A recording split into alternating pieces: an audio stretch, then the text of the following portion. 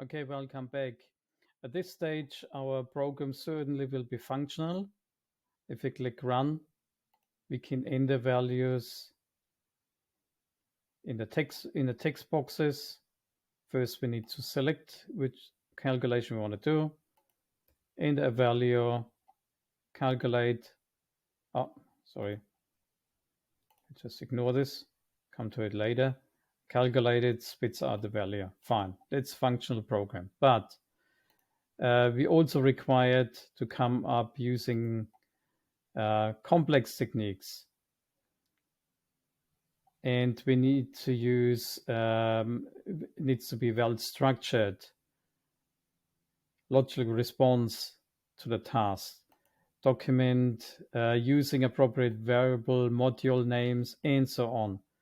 Okay, without going into details, describe code functions and behavior. Or comments is a big thing as well. Okay, let's gradually get to it. Implement some more complex techniques. Okay, start. We're using a value for pi. Theoretically, to avoid mistyping, I mean, theoretically, someone could have accidentally typed this, and that would be a mistake. Easy to make. Therefore, avoiding these sort of problems, we should have a value we define right at the top of our program. Therefore, set the focus here. Add two spaces. Okay, and we define a value, a constant value. It's used throughout the program, and we name it pi and give it a value 3.14. That is typically in mathematics a short form for pi. Pi is normally much longer, but this will do. Consequently, wherever we use it, pi, and pi.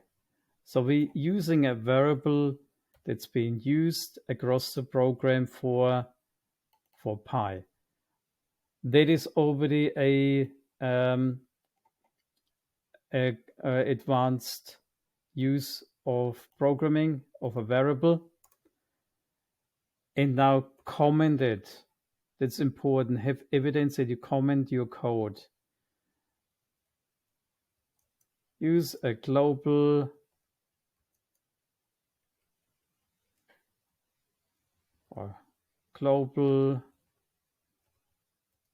constant value for pi throughout my program. Full stop.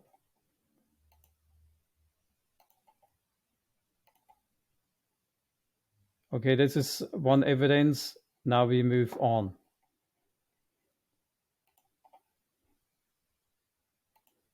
Okay, we're calculating here various different volumes. That can be a little bit large because we need to do a bit more other than just calculating. We need actually use variables, and we need to use we need to do some validation. Therefore, we start using sub-functions.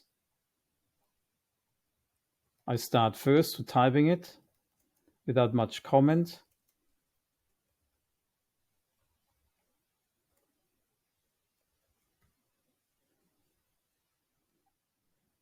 Go to the end, hit enter button. Oh, now, okay, now I calculate a function that calculates the cube.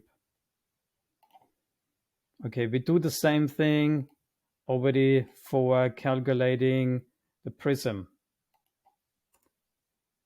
Copy and paste and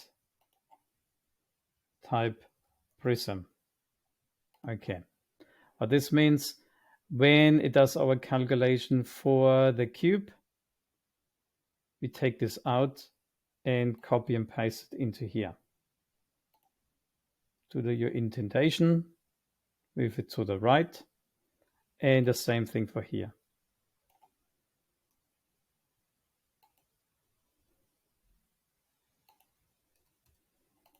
Done. Okay, now the only problem is this function needs to be called by the time we click the calculate button and have the cube or prism selected. Therefore, take this, copy it, paste it into here.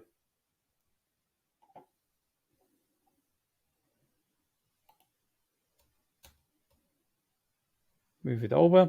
Same thing for here. Or you can actually select here, right, click the button here and paste it in.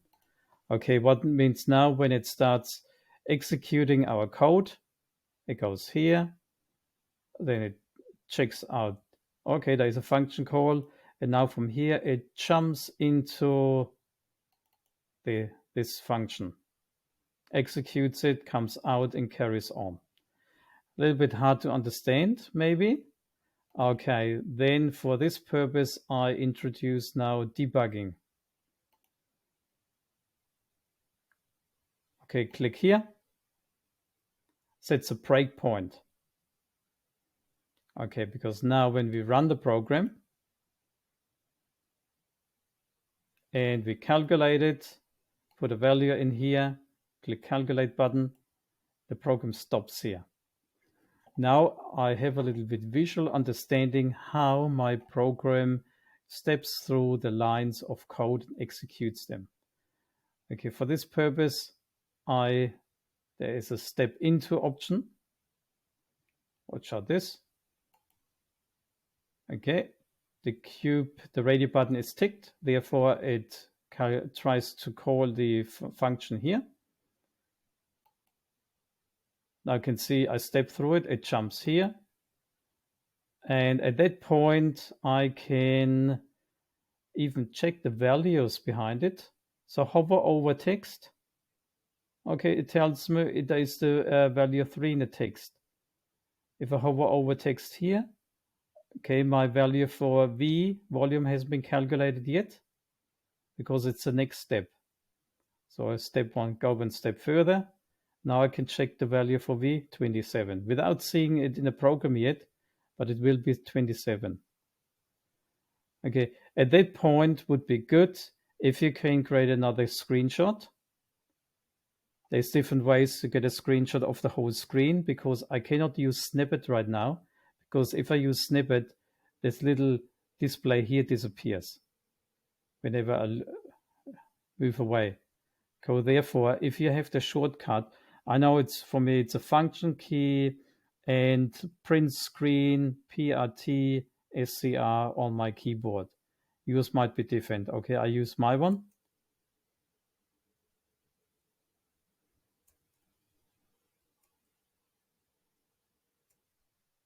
No, not working. But if I do that, I get a screenshot similar to that one. We might have to check out how you get the screenshot, but I managed early on to do a screenshot. And looking at this, I highlighted a few things already.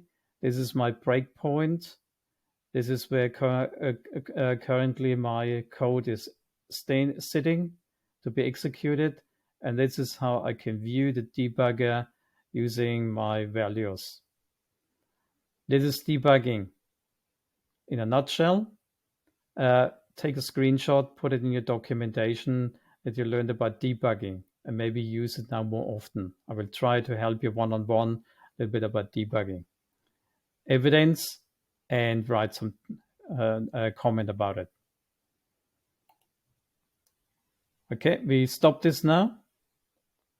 Okay, first improvement was using a global variable. And now in here, you can document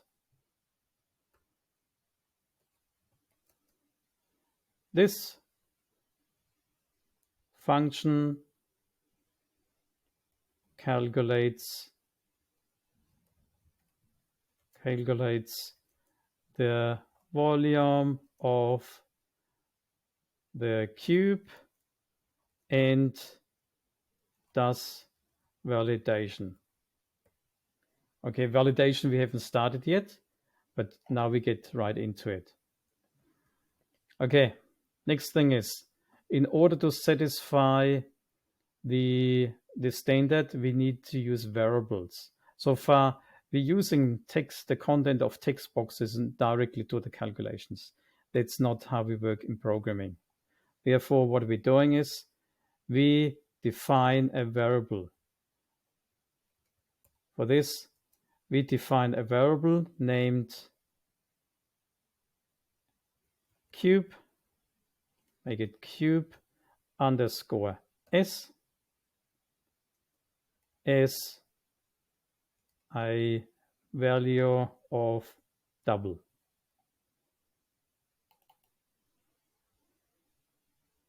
Now we're using it. Now we will be using it. But first, before we can use it, we should check if that value of s is really a number. For this purpose, we check if, and we help with the help of the function is numeric. We can check whether the value, actually just type it first.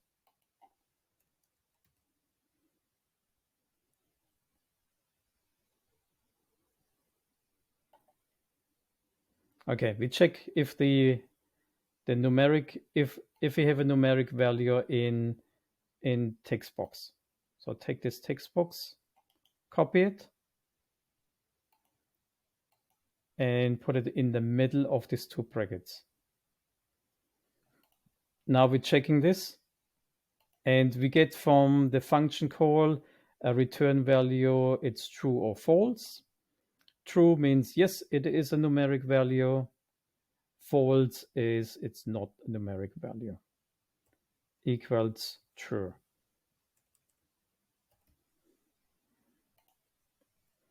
Okay, if it's true, then we can take the value of the text box and assign it to the value of cube.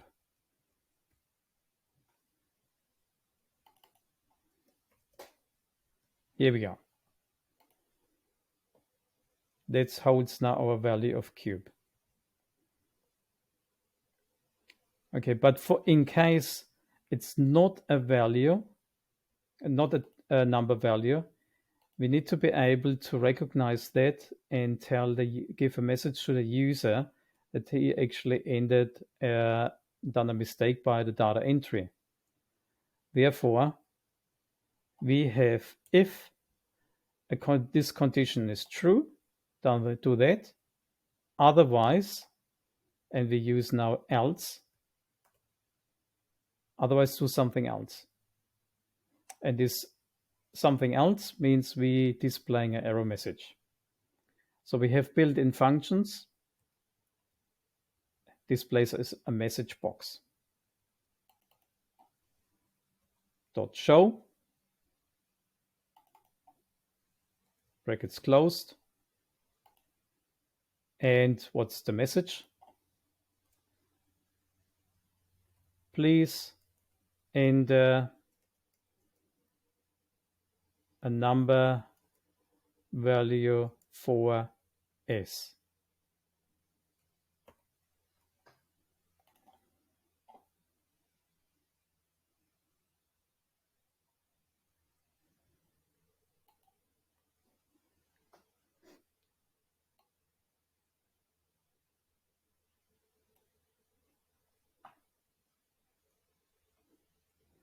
Please enter number value for s. And we can say once cube was a number value, then we can do the calculation on cube and not on the text box. That makes much more sense. Okay, that makes now much more sense. Okay, let's have another look at the coding. And now we can see how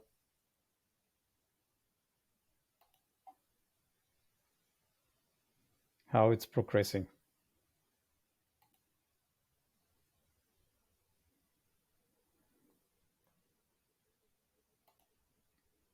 We're in the value 3.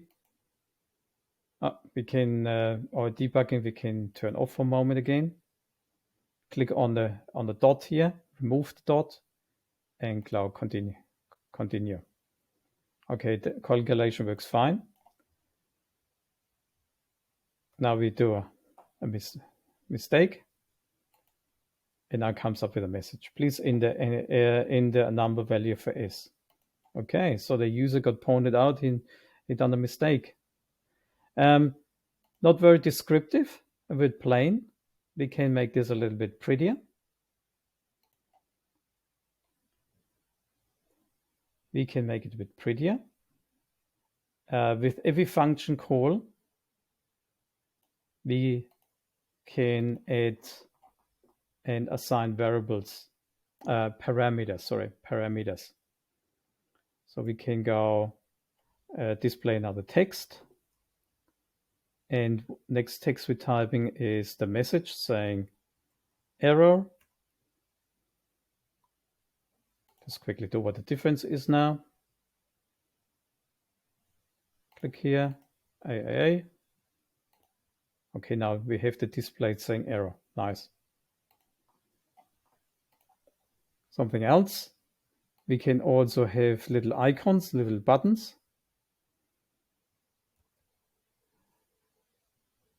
Message box buttons.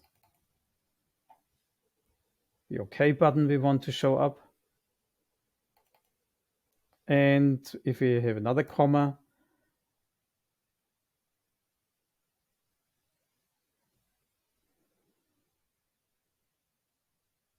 it's a little bit out of sync. I am just looking at here.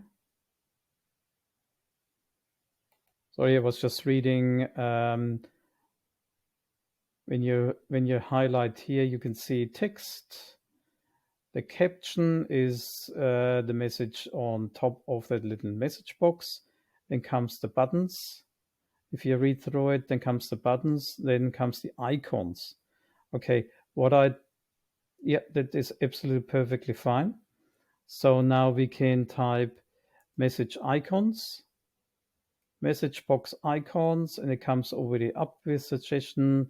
And I want the error one. Let's have a look here. It's easy to type. Now we can run our message again.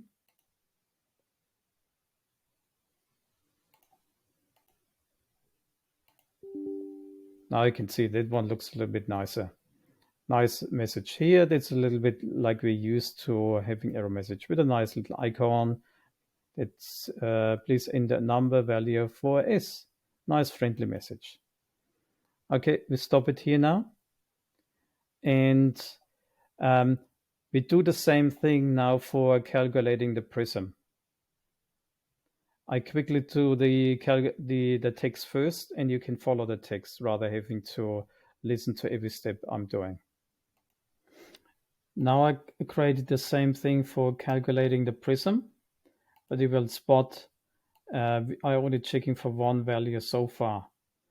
So have a look if it's repetitive. You can now, because we're having for the prism, we need to calculate. Have a look here. Prism. We have 3 values we need to check. Therefore, we can easily duplicate this. Go copy, paste. It's a W value, comma, paste, and it's the H value. You can have another line here. Okay, what are we checking? Do the same check here. It's repetitive. Paste, paste. What are we checking? We're checking the W value. W value, W, W. Here we talk about the h value, the height,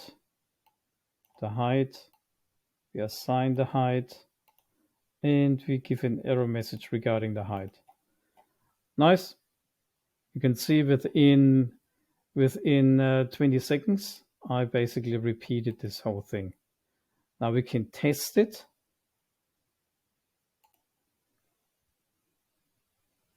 Someone wants to do the calculation, clicks calculate, enter the value for L, fine. And for W, and for this. Okay, all three messages come up in a row. Okay, normally a user wouldn't forget about everything.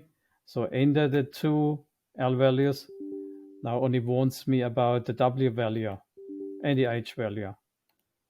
3, 4, calculate. Ah, we haven't done the calculation yet. Okay, excellent.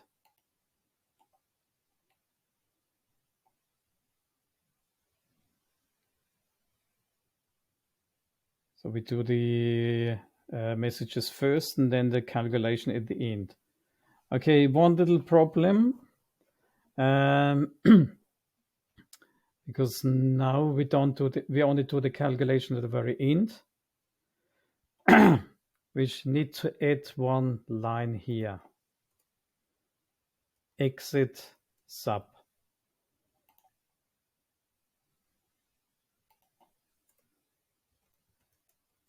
Let's have a look what the effect is. Exit sub. If we have multiple values, we might not necessarily want to display all the error messages. Run it again. We get the message for L. Click OK. So we enter L.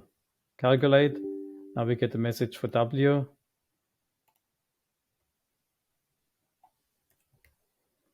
Calculate, and a message for H.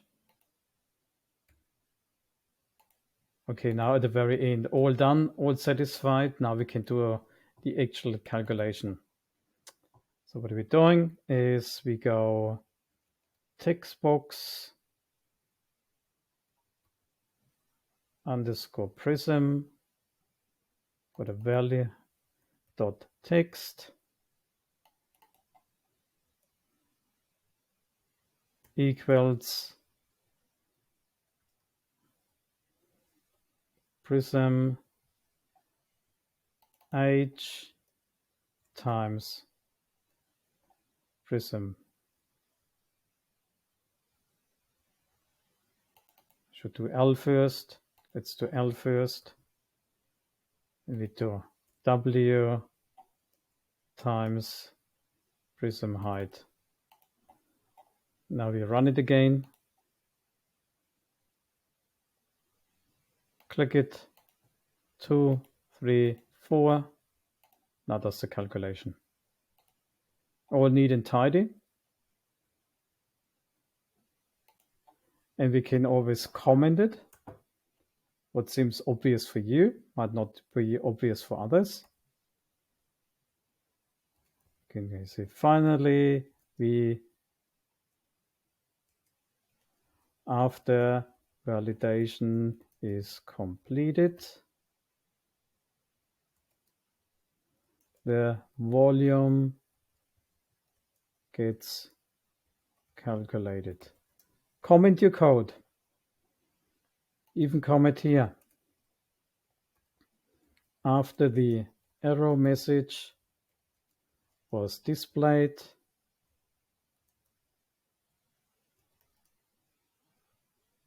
the function gets exited. If that's your comment, you can copy and paste it because it applies here as well. Looks like a lot of coding, and the good thing is it's now all neat and tidy in one group. If you want to be able to still read your code without having to scroll through pages, have a look at this little button, which you might have seen from doing web development. You can fold up the whole thing. So we're done. We only need to know we calling it from here. And this one, the same thing. Now we're back to our simple code. Do the same thing for these ones. Same method, assign it first to a variable, and then you do the calculations and the validations. We come back to it. Okay, happy coding. I exit the tutorial here now. Remember doing your testing and your documentation regarding your progress.